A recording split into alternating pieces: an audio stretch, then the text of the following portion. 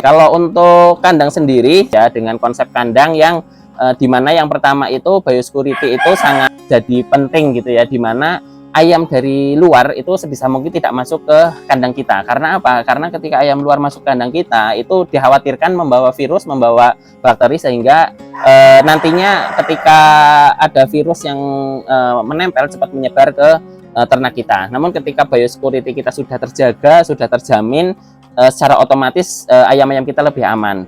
Kemudian di samping itu gitu ya, kita juga pastikan gitu bahwa sirkulasi udara itu juga bisa lepas gitu. Jadi ayam itu tidak pengap, tidak lembab, sehingga apa? Tidak menghirup amoniak dari kotoran yang mereka hasilkan gitu. Hasilnya apa? Ketika ayam itu tidak menghirup amoniak, maka ayam itu insya Allah akan sehat lah, akan tidak mudah terkena penyakit gitu.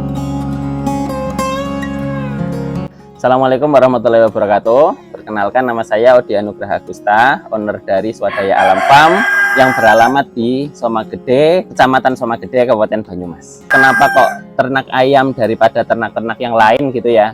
Yang pertama itu karena saat ini itu kan memang di satu sisi ketahanan pangan jadi utama. Selain itu kenapa ayam? Karena menurut saya ayam itu relatif lebih mudah dan lebih murah. Bisa dimulai dari nominal yang kecil dengan harga yang lebih murah. Kalau awal mula ternak itu pertama itu 10 ekor betina dan 2 ekor pejantan gitu ya. Itu di kurang lebih sekitar tahun lalu. Untuk jenisnya pada waktu itu memang jenis Elba. Kalau untuk saat ini mulai pengembangan ya. Kalau untuk Elbanya memang ini sudah ada beberapa koloni, kemudian mulai mengembangkan juga untuk yang pedaging gitu ya, pedaging kampung unggul. Untuk jenisnya itu yang pertama itu ada Sengkuni. Itu nantinya akan dipakai untuk galur pejantan untuk ayam pedaging. Kemudian yang kedua itu ada Garuda Black Permut, itu nantinya akan dipakai untuk galur betina untuk kampung unggul pedaging. Kalau untuk indukannya sendiri itu kurang lebih sekitar 40 ekor gitu ya.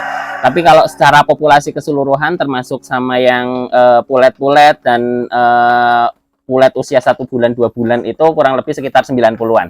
Kalau untuk pembagiannya gitu ya antara per koloninya itu idealnya sebetulnya dengan ukuran kandang yang seperti ini. Ukuran kandangnya itu 1,5 kali 2 meter.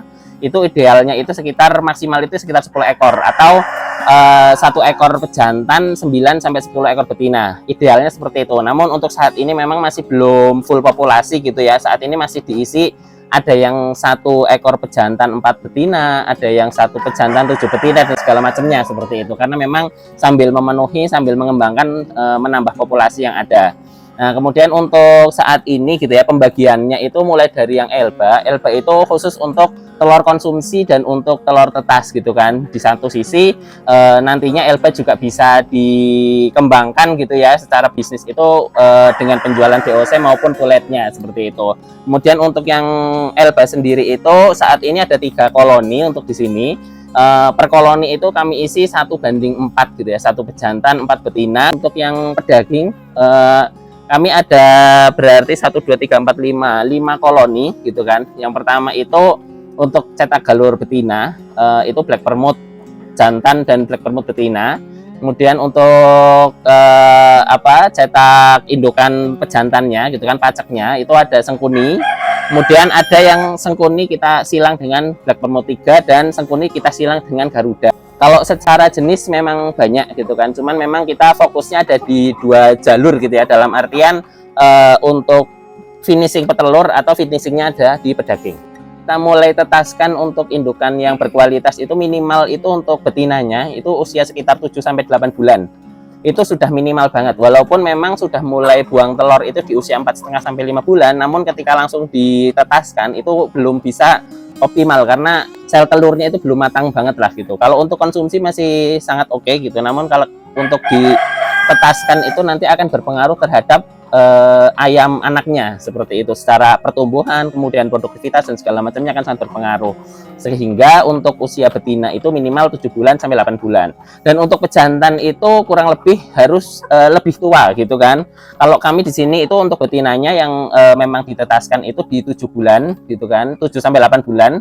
Kemudian untuk pejantannya di sekitar 10-11 bulan. Untuk yang Elba memang untuk penetasan baru mulai gitu ya, karena memang belum, sebelumnya itu kami jual telur tetas gitu. Namun per Maret ini insya Allah kita bisa mulai cetak DOC gitu, dan insya Allah dari DOC itu nanti yang pertama tujuannya akan menambah populasi gitu ya. Kita akan kembangkan untuk tambah populasi di kandang kita sendiri. Kemudian di satu sisi ketika memang ada pemesanan, ada yang ingin belajar gitu-gitu ya, nanti kita bisa jual juga seperti itu, untuk sama-sama saling menutup kebutuhan dari sisi operasional di kandang. Perawatan harian ya, kami memberi pakannya itu 2 kali sehari gitu ya. Kalau untuk Elba itu kurang lebih untuk indukan gitu ya, itu membutuhkan pakan sekitar 70-80 gram per ekor per hari. Jadi nanti tinggal dikalkulasikan aja satu koloni itu ada berapa ekor. Karena kita dalam memberi pakan itu 2 kali gitu ya, kita bagi 2. Yang pertama ketika pagi hari itu sekitar jam 6, jam 7 gitu ya, maksimal jam 8 itu kita berikan pakan sekitar 40% dari jumlah kebutuhan nutrisi atau jumlah kebutuhan pakan di hari tersebut seperti itu. Dan untuk sore hari itu biasanya patokannya adalah adzan asar. Jadi sekitar jam-jam 3 sampai jam 4 itu kami sudah berikan pakan untuk sore hari, dan secara pemberian pakan itu kurang lebih 60% sisanya gitu kan dari kebutuhan pakan harian ayam tersebut. Kalau untuk saat ini ya, karena memang harga harga bekatul, harga dedek itu lagi cukup tinggi gitu ya, kami full pabrikan ini. Biasanya kami itu menggunakan campuran fermentasi gitu. Jadi kami fermentasi dari daun-daunan gitu kan, kemudian kita chopper, kita haluskan, kita fermentasi gitu kan dengan dedek, dengan jagung dan segala macamnya, sehingga nanti itu bisa jadi pakan alternatif gitu, dan bisa untuk menekan biaya pakan juga. Namun karena saat ini itu harga dedek juga lumayan tinggi, sehingga untuk 2 bulan terakhir ini kami memutuskan untuk full pakan pabrikan. Kalau untuk perawatan lanjutan itu yang jelas kalau secara per minggu gitu ya, per minggu biasanya karena kami menggunakan liter kandang gitu ya, bukan yang kandang apartemen atau kandang panggung gitu ya. Kami setiap minggunya itu biasanya di hari Sabtu atau Minggu kami melakukan membalikan lah gitu kan, membalikan liter kandang itu supaya tercampur lagi dan terurai lagi, sehingga nanti tidak mudah lembab dan segala macamnya gitu. Dan untuk biasanya kami 2 minggu atau 3 minggu sekali kita tabur lagi dolomit gitu ya, kita tambahkan kapur dolomit untuk apa? Untuk supaya liter kandang itu tetap terjaga dari sisi kelembabannya gitu. Jadi tetap kering lah gitu kan, liter kandang itu tetap kering, sehingga ayam tetap sehat dan tidak menimbulkan bau yang ada di lingkungan seperti itu. Oh ya, untuk kandang sendiri ini kami menggunakan sistem koloni postal, ukurannya 1 meter kali 2 meter kali 1,5 meter seperti itu. Total area yang kami miliki ini 10 meter kali 4 meter. Kalau untuk liternya, campurannya itu yang pertama kohe sapi, ada kohe kambing juga, kemudian kita kasih serbuk gergaji kayu, kemudian di paling atas sendiri itu kita pakai merang padi seperti itu. Nah nanti paling bawah itu sebelumnya dolomit dulu, jadi ditabur dolomit, kemudian di atasnya dikasih kohe kambing, kohe sapi, kita campur gitu ya, kemudian kita kasih gergaji kayu gitu kan, dan yang terakhir itu kita kasih di paling atas itu sekam padi. Dasarnya langsung tanah gitu. Nah, yang penting ini kalau untuk bikin liter kandang itu sebisa mungkin itu lebih tinggi daripada depannya. Jadi ayam itu liter itu tidak akan lembab gitu kan, karena kan lingkungan sekitar juga masih tanah semua gitu ya. Sebisa mungkin itu ya dinaikkan lah sekitar 20-30 cm minimal dari latar depannya gitu lah. Kalau kendala yang dialami itu yang pertama itu ketika musim-musim seperti ini ya, ketika cuacanya itu cukup ekstrim gitu ya, itu kita perlu penanganan ekstra dan benar-benar perlu memperhatikan ayam-ayam kita gitu perharinya. Karena apa? Karena ketika ada satu ayam yang sudah terindikasi pilek lah katakanlah gitu ya, cekrek atau senot gitu ya, itu akan sangat mudah sekali untuk menularkan ke ayam-ayam yang lain gitu. Sehingga kita ketika apa namanya sudah menemukan ada satu ayam yang memang mau sakit ya gitu, itu kita langsung pisahkan ke karantina seperti itu, supaya ayam-ayam yang lain juga tetap aman dan tetap tidak terkena dan tidak tertular dari ayam tersebut gitu. Kemudian yang kedua itu penting kita cek gitu kan setiap minggu itu apakah liter kandang itu lembab apa tidak gitu. Karena apa? Karena ketika liter kandang itu lembab, maka bakteri itu akan cepat berkembangnya, dan apa namanya otomatis amoniak pun akan susah terurai gitu. Sehingga apa? Sehingga ayam itu akan menghirup amoniaknya sendiri gitu kan, dan akhirnya ya akan mudah juga untuk sakit gitu kan. Kemudian yang kedua itu terkait dengan kadang itu kan ayam kanibal juga ya gitu. Jadi kita juga harus aware gitu, harus peduli, harus melihat ketika ayam tersebut itu ada yang saling serang satu dengan yang lain, kita harus sering temu kenali. Ketika memang itu terjadi ya kita pisah gitu, supaya apa? Supaya tidak ngajarin yang lain lah, karena yang lain itu pasti akan ikut-ikutan ketika sudah ada satu dua ayam yang memang terluka karena disakiti oleh satu dua ayam yang lain seperti itu.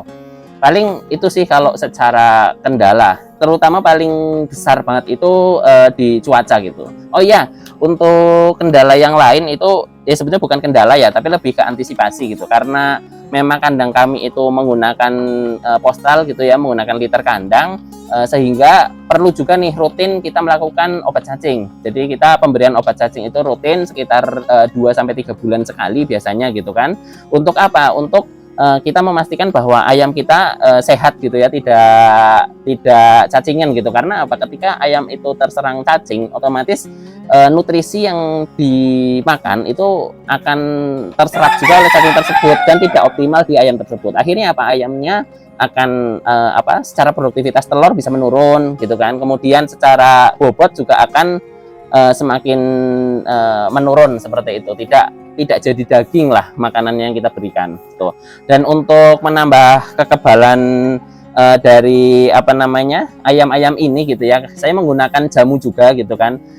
Jadi pemberian jamu biasa kita campurkan terhadap pakan gitu, dan sedikit untuk di minuman gitu kan. Untuk yang di pakan itu biasanya kami menggunakan jamu tolak bala, dimana di dalamnya itu ya isinya ya temulawak, jahe, kunir gitu kan, kemudian ditambah gula dan segala macamnya gitu-gitu, dan ada juga mengkudu atau pace gitu. Untuk apa? Untuk menambah imunitas dari para ternak-ternak ini gitu kan. Dan selain itu di minuman juga kita kasih juga seperti itu.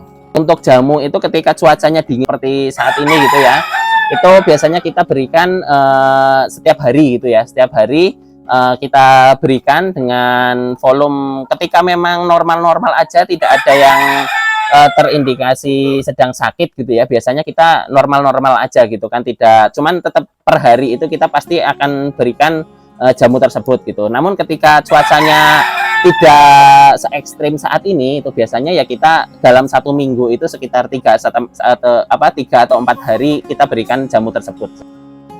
Kalau untuk pemasarannya sendiri ya, saat ini itu kami masih ada di dua sisi gitu ya. Memang di telur konsumsi dan telur tetas. Nah, untuk telur konsumsi sendiri itu kami yang kuncinya itu jangan malu gitu. Ya kita share lah ke WhatsApp story kita share ke kolega-kolega kita share, kita tawarkan ke teman-teman kita seperti itu. Insya Allah nanti market itu akan terbentuk sendiri gitu. Karena apa? Masih menjunjung tinggi ketok tular ya gitu kan.